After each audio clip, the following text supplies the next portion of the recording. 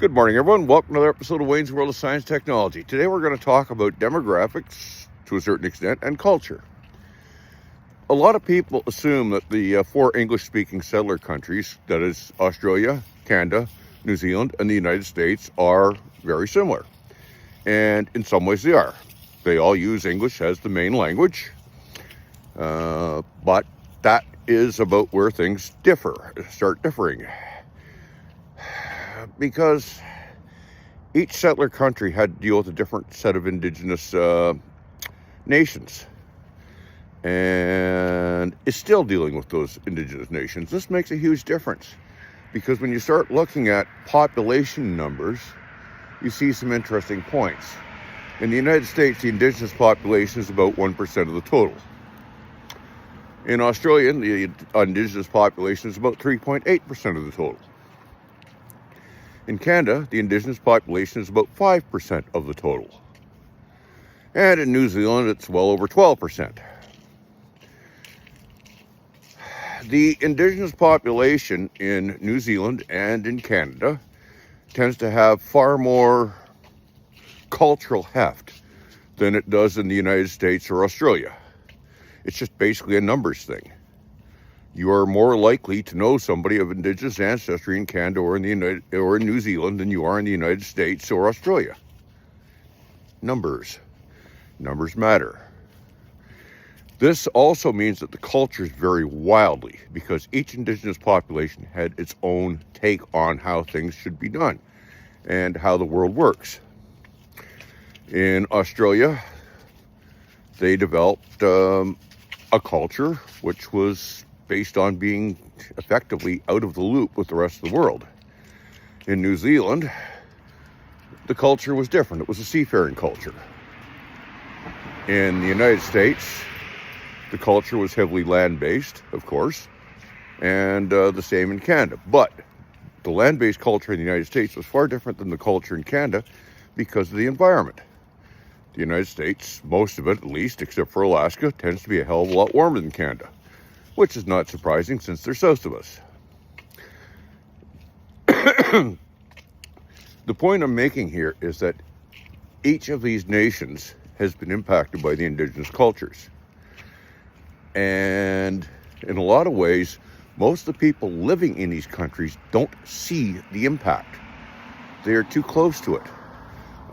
I tend to notice a bit, but that's because I really don't fit here either.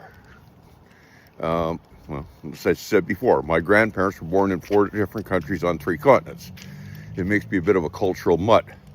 So I tend to notice things that other people may not because I am off to the side and not connected. I think that most people really don't get the impact of the indigenous cultures just because they tend to be taken for granted. They are there. And if there's something that is there and you just basically look at it all the time, it's like, oh, okay, yeah, it's part of my regular world. You don't notice the impact it's having on you. I mean, why would you? It's part of your life. Oh. This has also had impacts in other ways. If you go to New Zealand, you will find that the New Zealand Defence Forces tend to use a lot of Maori chants. And, well, they're very heavily influenced by the Maori. This is not surprising. 12% of the population has a bloody huge impact. In Canada, it isn't as much, but it is still there. The indigenous peoples of Canada quite often make up a large proportion of our serving forces. And how should I put it? Like with the Maori, these guys have a reputation for being ferocious as hell and being willing to fight under almost any circumstances.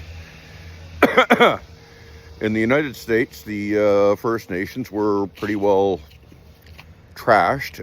They tried to genocide them. They damn near completely succeeded. I'm not saying that Australia, New Zealand, and Canada were any better, but we weren't as bad. Yeah, not as bad. I mean, that's a real recommendation, isn't it? The United States gets very little from the Indigenous side. And Australia, because the First Nations in Australia were so cut off from the rest of the world and basically not able to communicate, they probably in some ways had the least impact, but in other ways they're having a bigger impact. And okay, you have to understand that to really understand a culture, you have to be really close to it. I'm not close to Australian culture. Yes, I know a bunch of Australians. That does not make me an expert on Australian culture. It just means I know a bunch of people who like living in a place where everything's poisonous. Or something like that. I don't know where this is going to go culturally with the impact that the First Nations are having on the settler countries. That is really, really difficult to project. Only, in my opinion, a total maniac would actually try and work out where it's at, where they think things are going.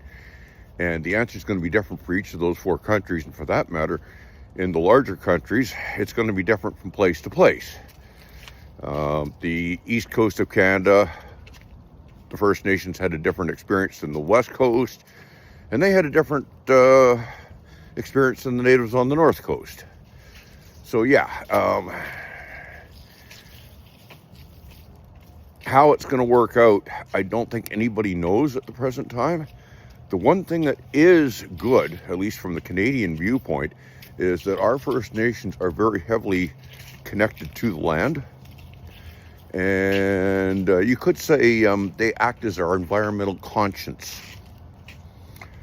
This is one of the reasons why a lot of stuff in Canada hasn't gotten built fast. Because the First Nations weren't online. And technically, the First Nations actually own most of the country. You may not believe that, but if you actually read the treaties, that's the way it reads. Us settlers are, in effect, just renting. The United States is a different situation. The United States was more of a conquest situation, though there are treaties. Australia, the Australian natives had such a primitive technology at the time that settlers contacted them that, well, they basically got rolled over. The Maori in New Zealand were in a better position. More of them in a smaller place meant that they could effectively compete with the Europeans. And they have. As a matter of fact, they changed the Europeans in New Zealand beyond recognition.